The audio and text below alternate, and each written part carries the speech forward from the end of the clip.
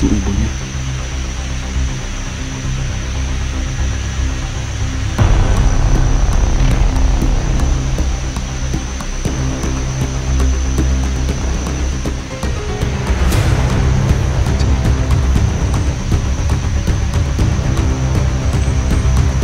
Kakaibang kulay mga kaidol.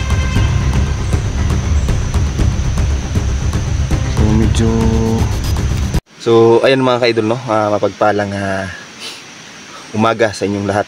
So nagbabalik ulit tayo mga kaidol, no, at matagal-tagal din, mga ilang araw din hindi tayo nakapag-upload, no. So may ginawa lang tayo mga kaidol, no, at ngayon dito tayo sa lugar, no, ni Commander Ligarto mga kaidol. So may na-encuentro ako kaninang umaga mga kaidol, mga bandang alas 6, no, na sinasabi na andito daw si Commander Ligarto sa lugar na to, no. Kaya agad-agad nating pinuntahan mga kaidol para hindi na maaksaya yung oras natin, no, sa kakalibot sa ibang bundok. So ngayon medyo tahimik yung lugar mga kaidol, no, at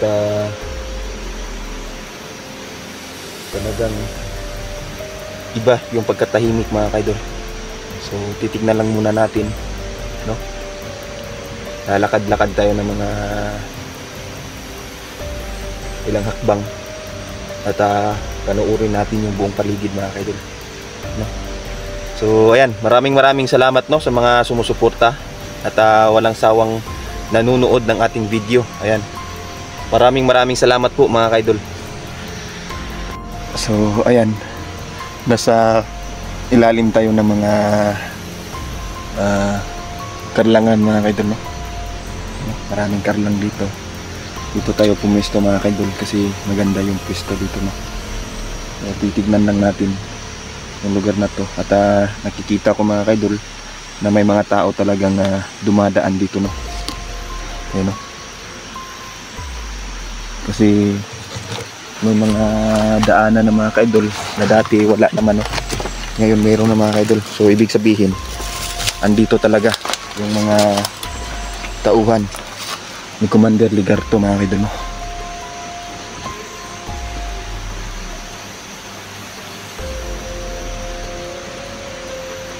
May naririnig ako mga kaidol. Andyan ng ato sa unahan.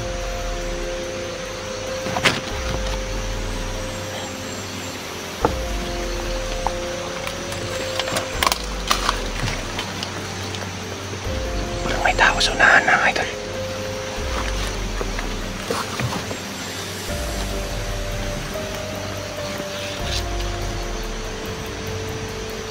Bago dito mga idol, no, pupunta tayo sa mga batang Aita mga idol, no. At may gagawin tayo doon kasi nalaman ko pinapatawag tayo ng katastaasan ng mga Aita mga kaidol. So pupunta tayo dun para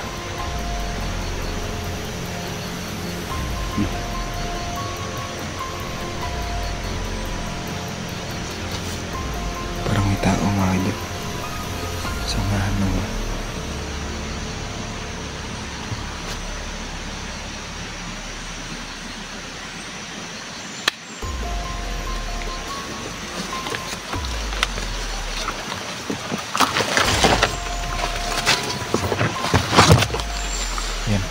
Galing tayo sa ibabaw mga kaidol, dumaan tayo dyan sa ibabaw.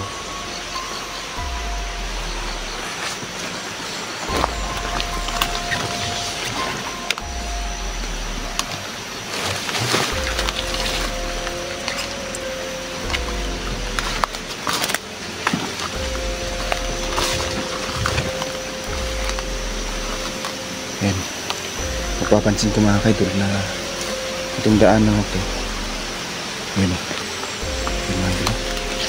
tingnan nyo, apak yan mga mga kaidol. Ito, yan o, yan, ibig sabihin may tao dito.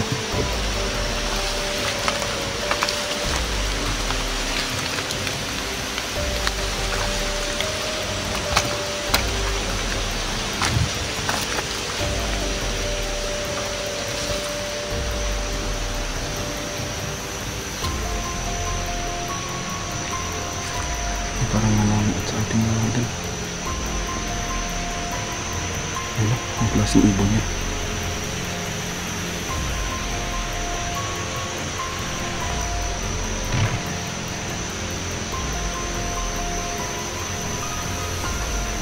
Kaya kaya nakasunod sa atin mga idol.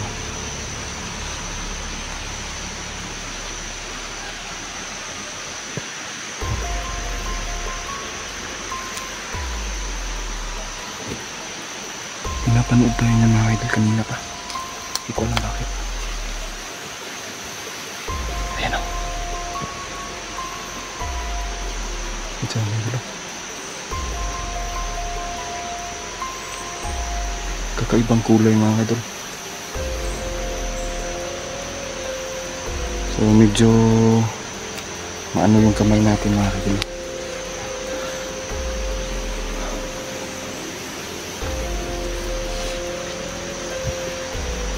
May paparating mga idol. Sige pa tayo.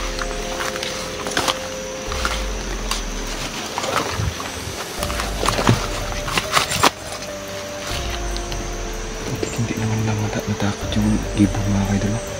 Ayun o. Kanina pa yung nakabantay sa akin mga idol. Hindi ko alam bakit.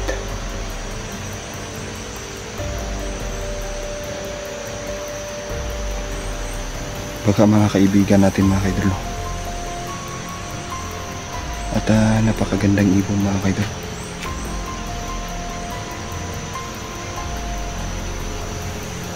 Ayun, nakatingin lang isa sa ating mga idol.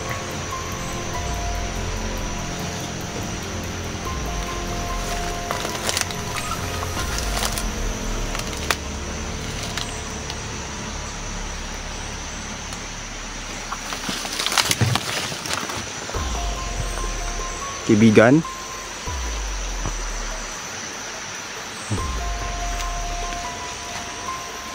biglang nawala mga idol. Tingin ko si kaibigan yun, kaibigang David. Pinapanood na tayo mo.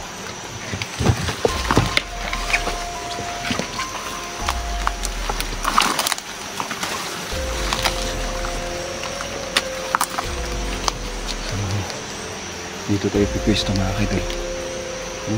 At maganda ang pwesto dito. So ingat lang tayo, no? At magmamasid-masid tayo ng mabuti sa lugar nito.